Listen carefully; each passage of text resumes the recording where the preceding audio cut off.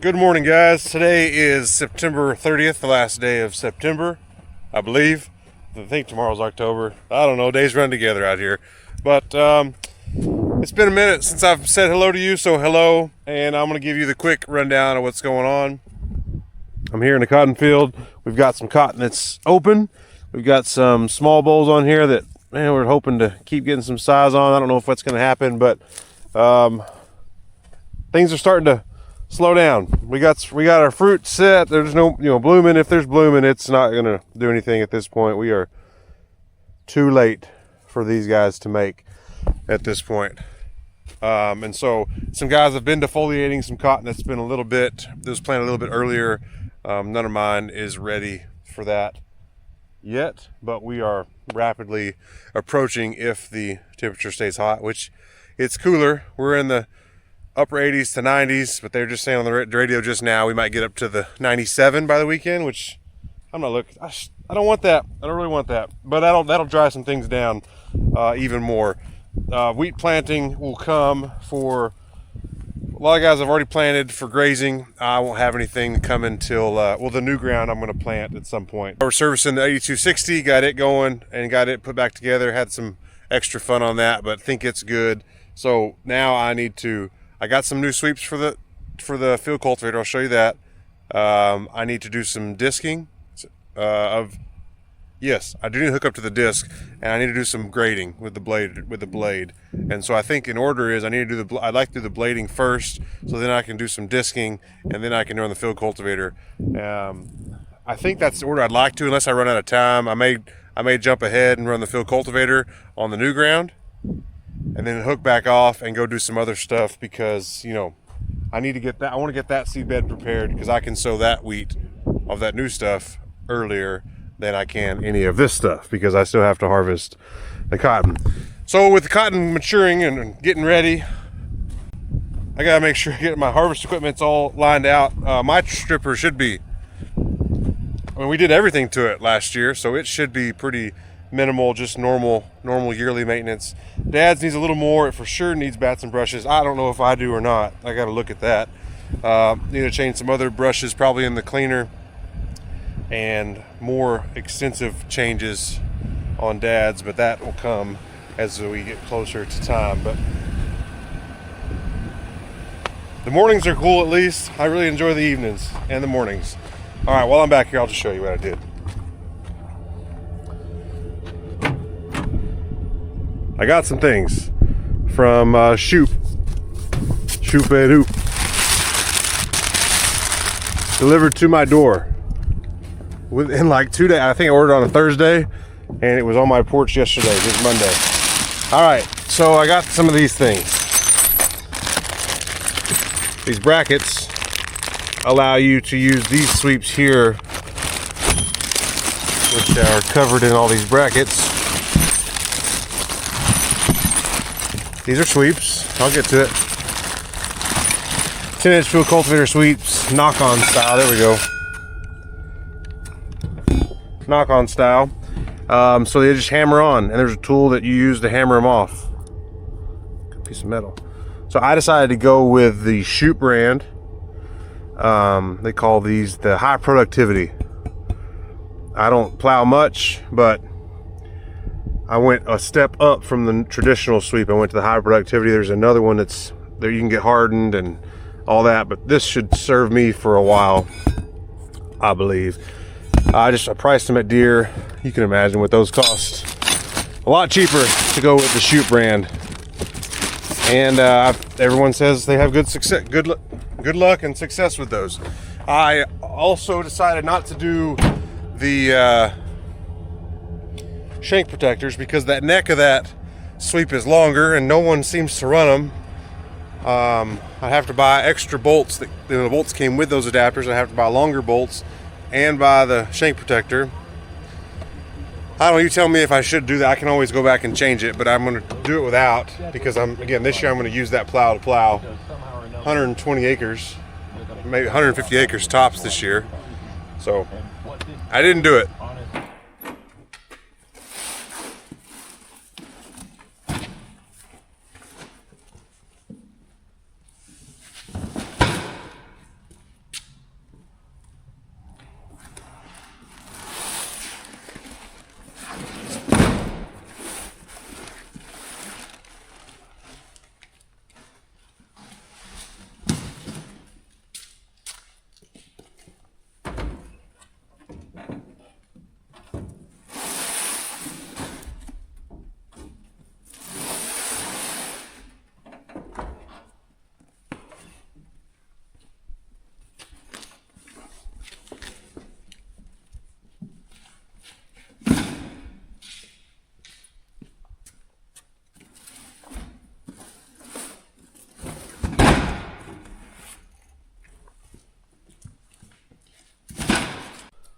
All right, everything checks out. I ordered 50 brackets, 50 sweeps, and this removal tool, which I think you just hook somehow and then hammer it down and it pops it off. So I need 48, but I got 2 extra.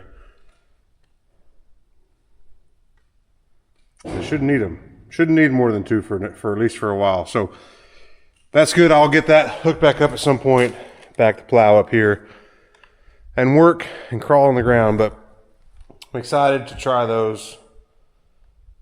It'll be like changing sweeps one time to put those brackets on, but then after that, easy change. So that'll be a good deal. Another thing I got is I got a new rim for my cotton stripper. I don't know if I showed you, but had a hard time finding that sucker. I'll go show you what's happening on mine. It's been that way since I bought it. It's done fine since, you know, it was kind of leaking air earlier, but it may be dark over here. So see that it's wet. Some might say moist.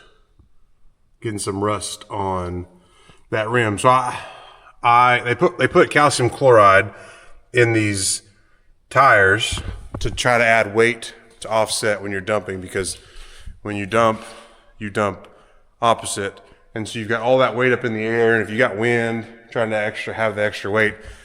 I've got this offset header, so I don't know if I need it, or I've heard some people put antifreeze in there, or they're not doing it at all. But I've got an issue here. And so I really just didn't want this rim to split. Dad's said, you might look into that. And so had a hard time finding it. Finally found one in Kansas, but my hope is I'll get them to come out there and put it on, but I'm hoping that the tire is in okay shape, that the bead's not getting rusted or has been rusted as well, but won't know that until we take the whole thing off and separate the tire from the rim. But the issue, I think this was hard to find, was because of it's 9-hole, which is unusual. It's 26-inch and 20-inch deep, and it's got to be this DW style. And so this one's a little different because it's got a solid steel. It's a thicker plate. That's a good thing, but there's a hole that we use on these to service the final drive. I don't know if that's what it's intended for, but it is, we use it that way because we can get a bolt through here. And then when we get this in the right spot, we can access the fill port for the final drive. So, or the drain plug, I don't know. Either way, it's probably for lifting those with chain, but that's nice. So I may drill a hole in that, and then I need to get them out there to come mount that tire in for me, and hope I don't have to buy a tire, just the rim, and get that all put in. So I'm gonna throw this trash away. I need to get rid of those boxes at some point. Right now I'm gonna load the skid steer onto my trailer and go over to the waterway near my parents' house. There was an old tree that we pushed down a couple years ago, a mesquite tree. I kind of trimmed it up to get the big limbs out of the way, but I'm gonna go remove the main stump. It'd be cool if I could turn it into some slabs. I got a brother-in-law that has a little sawmill, so I may do that. But at least get it out of the way. Maybe I can get it cleaned up and just plow through that, and I'll have all my obstacles on the farm taken care of, or at least I guess most all of them. One of the new farms I picked up has a spot. I don't know what's there, but maybe just leave it alone, since I don't know what's in it. Could be something I don't want to get into down there.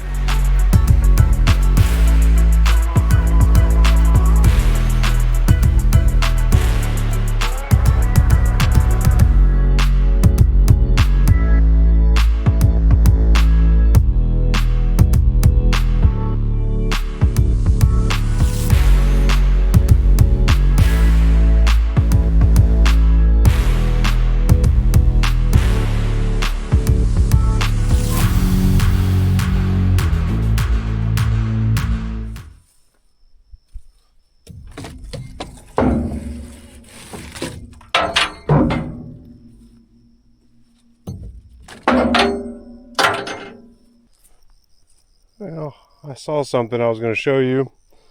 But I don't really want to find it on accident here.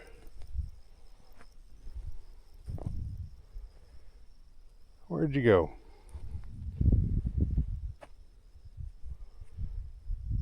Well,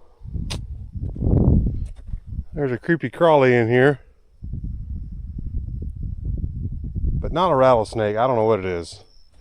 I'm not good at identifying snakes, but I know it's a snake. That's the problem. I don't know where he went. Oh. Which I knew there's probably were some snakes in there. So anyways, I got this cleaned up. I got the big stuff on there. I'm about to strap it down. I don't know where I'm going to go with it. I guess back to the barn and just dump it somewhere. This big one was the one I was hoping or thinking maybe could make some boards out of. I don't know. It may be all rotten in there. But that'd be, I don't know, 5 foot. Between 4 and 6 feet of good wood, maybe, if this is good all the way to here, which I'm not so sure, but there was a snake in here. I was going to show you. Now I can't find him, so I'm just going to get this strapped up and leave this place. I'll say I'm going to come back for that. I will someday. I don't know. I just don't have the capacity without making a mess. I guess I could have scooped it with the bucket just on top of that stuff, but I didn't want to do that. So it's right at the edge. I can get, this is a ton better than it was. It used to be a tall tree. Had to go around. Then it was a tree knocked over.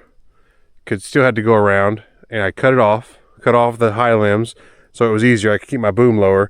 Now it's just a small pile, so I won't have to bubble out at all here. I'll just drive straight when I'm spraying, and that'll be nice. I'll just have to bubble around when I'm sowing wheat. And then down here I got all this Johnson grass. Man, what a mess. I don't have an answer. You plow it, you spread it. You spray it, you don't kill it. It just all has greened back out. So I'm gonna probably spray it with Roundup and clethodim and hope that slows it down a little bit more, I guess. I don't really know what to do. If you got answers for Johnson grass, let me know. Well, I'm back from lunch. It's hot. I'm going to pile up some more boxes here. Because been doing lots of spraying this year. Not so much now, but tomorrow morning I'm going to do some spraying. I'm gonna try to spray that Johnson grass that I showed you earlier when I was getting that tree stump. So I've got get these empties that were at front of my grandma's house. I'm gonna take those, put them on my truck. And so when I'm finished here, I can take the water trailer, nurse trailer, to my parents' house, drop it off so that when I get here in the morning, I can get the sprayer. It's got about 300 gallons in it, what I remember. Drive over there, spray it out, fill up, and hopefully that should get me, man, it'd be really close. It should get me all of that over there sprayed. And so I'm gonna get this loaded, and then I'm gonna think about it. I think I'm gonna hook the disc up.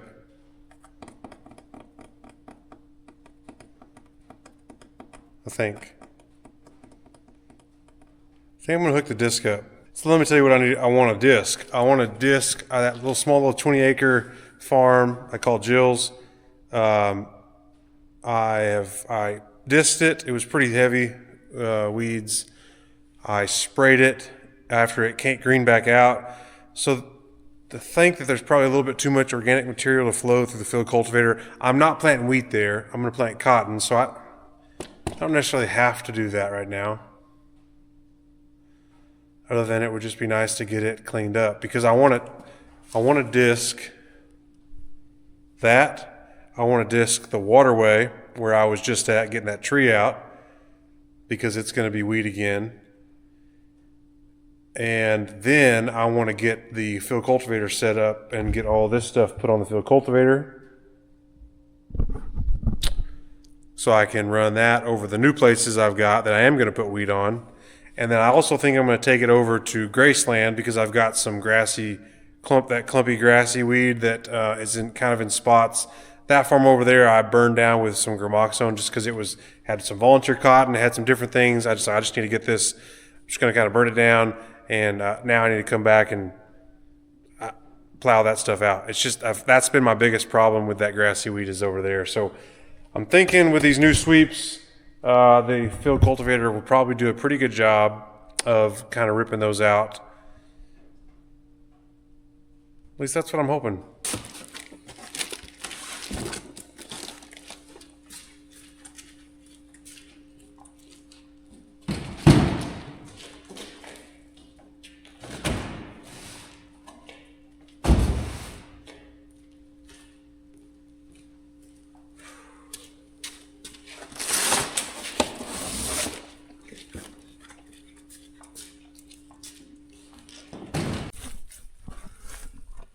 Checking oil. Hydraulic it's in there, hard to tell. I need to change the oil on this tractor soon, within 6 hours, I think. 6 or 7 hours.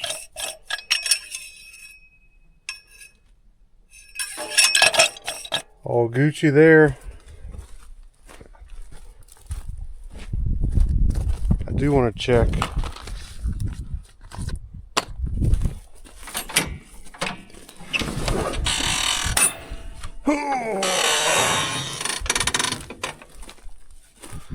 my coolant level. Appears to be right where I left it, so maybe it's done sucking everything in. We had an issue on this tractor.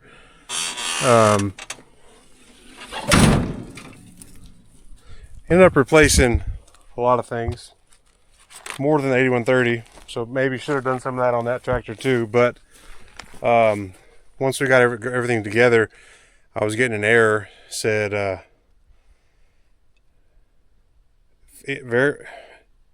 something fan speed too high, or high fan speed. So the issue was, I googled it, thanks Ag Talk forums. It said that there was probably too much grease. We probably packed too much grease in there, and it wasn't letting that. So that sheave's supposed to be able to move, to change the speed of the fan, and too much grease in there, it wasn't letting it move. Ooh, it's hot in here. And so took some of that out, and it seemed to have fixed it. So I haven't run the tractor since then. Before it was squeaking a little bit. Didn't squeak that time, so that's good. We'll see if I get that same error after a minute. Alright, so you may have noticed when I walked in, I didn't put the globe receiver, GPS receiver on yet, and that's because I want to show you something new I got. So the receiver has this antenna for RTK, and right in here where that's textured, it had broken a while back. I don't know if I told you that or not. It was just kinked over. Looked at replacing those through John Deere. They were expensive. I mean, I can't remember, but the whole thing, this whole system here in the bag was like $1,000. I think that's right, $1,500, $1,000. But this right here was expensive, so that one broke. And then when I was doing the mapping of the fields with my side-by-side, the other one broke at some point. I think that was on the trip, and so it broke more down here at this base. And so we put these shrink wrap. Dad did this one, like a shrink wrap, and that's helped really good on this one. He went ahead and did it on the other one where this one had broke, but this one broke in a different spot. And so this plastic, just being out in the sun, just brittle, and it broke. So I was looking online for a new one. I found, again, on Ag Talk forums, there you go again, a guy talking about contacting this business in California called Smiley Antenna. So I called Smiley Antenna in California, talked to a lady there who's super helpful, told her what I needed. She didn't have she said, well, we don't really have many like agricultural experience, but I told her what I said I needed a 900 hertz, I believe is what I had to tell her, which mine was. I think there's either 450 or 900, and mine was 900. And then the type of connector, which on the deer is the TNC. And so she said, "This, I said what you need." Well, so my concern was, look how small. Let me take it out.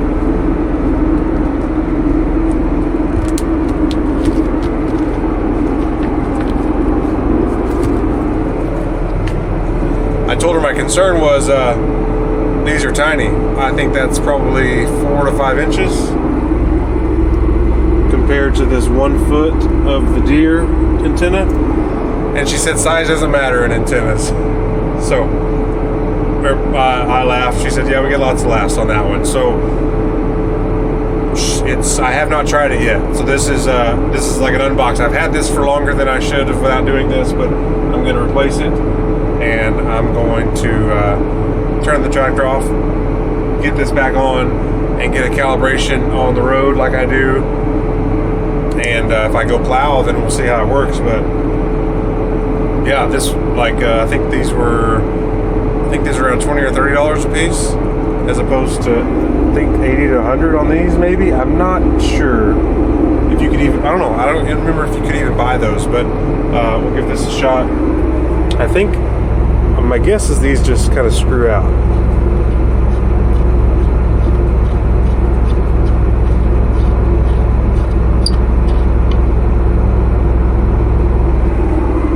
So that's the base of that one. Looks the same to me.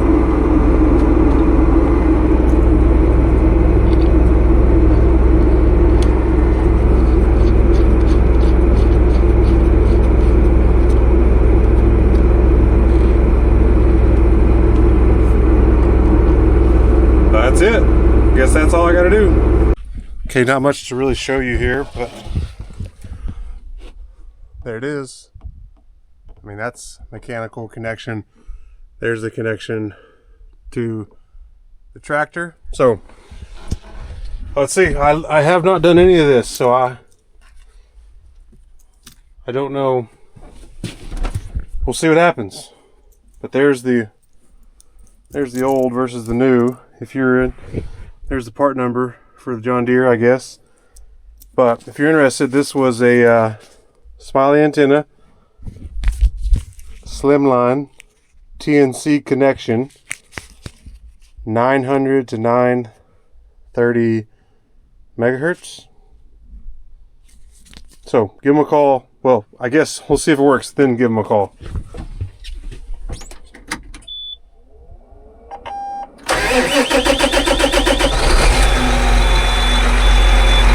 I don't know a lot of all this stuff, but for those that do, here's the things I'm saying. 100% received radio data, the noise level is 32. I don't know if that's good or bad. But here's the things. It tells me I'm at 140 degrees from the base station. And yeah, you can see all that. There's all my satellites. Shows you my latitude, longitude, altitude, what direction I'm headed. I'm almost heading due north, just off a little bit, I'm guessing. You know, there's stuff you can see. We got 100% accuracy, 100% signal. Everything seems to be looking right compared to from what I know. I'll do this field calibration here in a second, but everything is ready.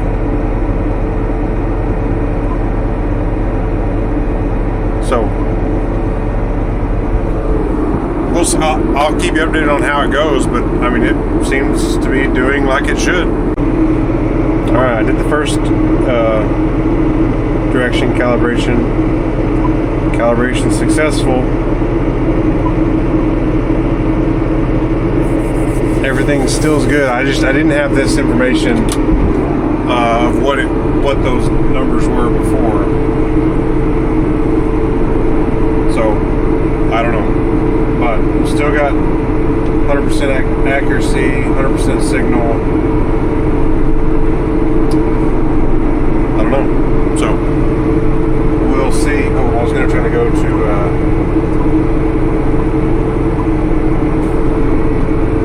if it would pick up a track line. No. Yes, it wants to, but I don't. Not on a track line that's straight. So I don't know. I'll just watch it. But so far, so good. It's working like it should. I don't have places that are that like super far from our base station, or that are. I guess that is it. Period. That are that far, I lose signal. So that'll be the test. If I start losing signal somewhere, well then I'll know there's an issue. But I'll keep you updated along the way. Well, I've got to get pretty creative. You can't tell. To get this pin to line up.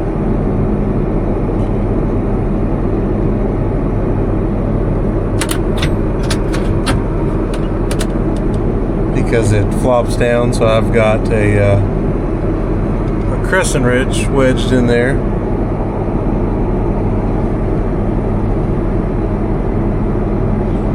So it'll sit on top of that clevis. Oh, I don't have it right. Okay. Thought I had it jacked up enough.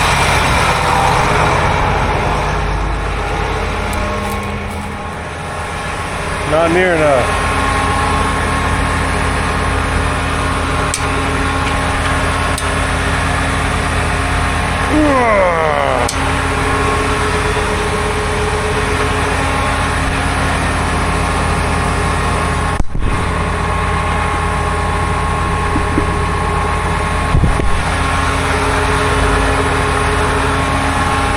That should work. Now I just got to get it perfect.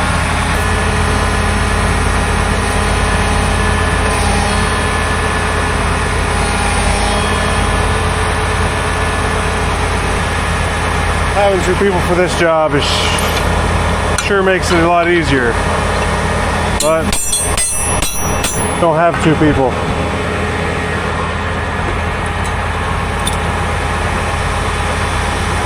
So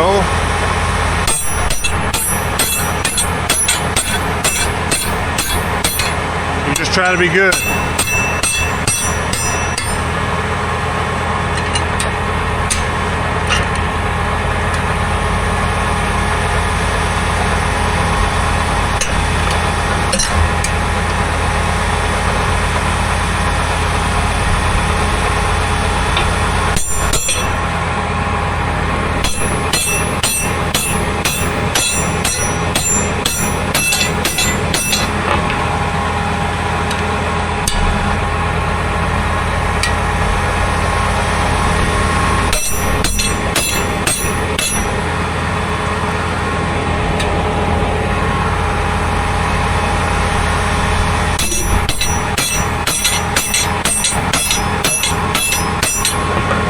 Real close.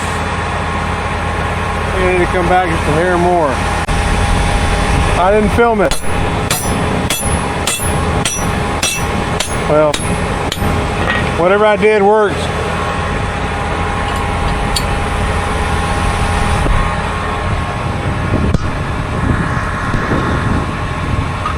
Now this thing.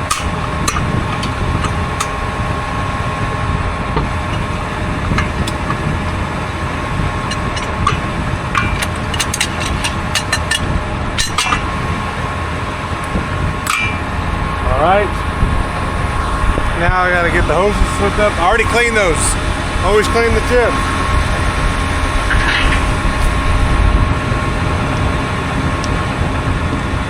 And maybe I'm finally getting smart. So I've marked my hoses. So these hoses go to the main cylinder, which lift the plow. These right here These right here. And I got zip tie on the one that goes on the right. So right, left. Like I said, please clean them off. Your hydraulic system thanks you.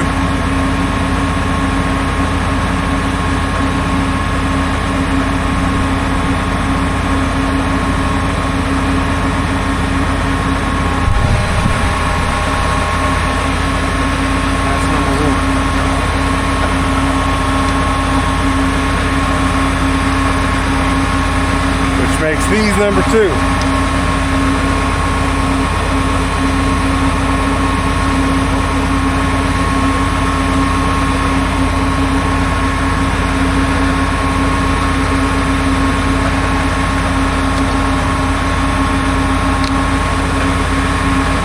Alright, I'm in business. Okay, if I've done it right, first let me lock the 3 points. I don't need that. I've done it right. Number 1 should lift up the whole plow. Just like that. That one also folds it. I'm not looking to fold. And number 2 should do the tilt. That tilts back. That tilts forward. So I done it right. I will grease that tomorrow. Probably.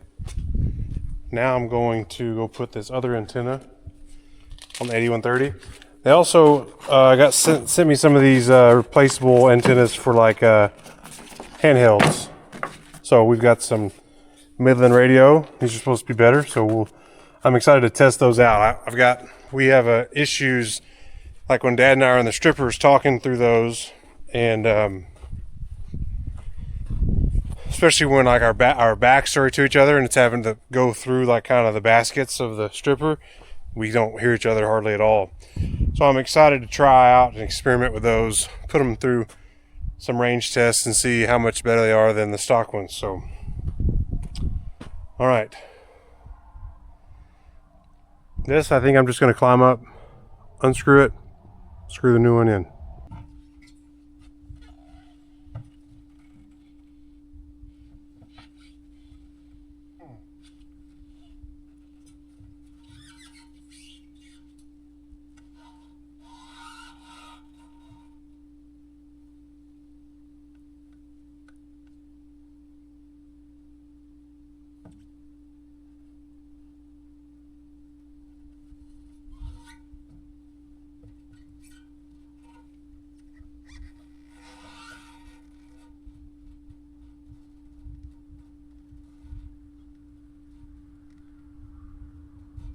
At home, guys. Woo.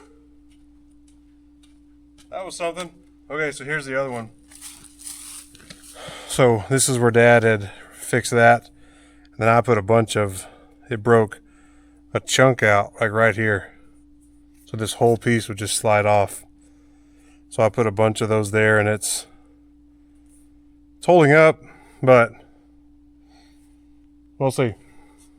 Dad said he was at the John Deere house, and that guy, they see those, they were just broke off. Like all the tractors that were in the shop had them broke off. So it must be a pretty common problem. I told Smiley and Tina, I said, if this works well, you probably get quite a bit of business from these RTK antennas breaking. So here's to hoping it works.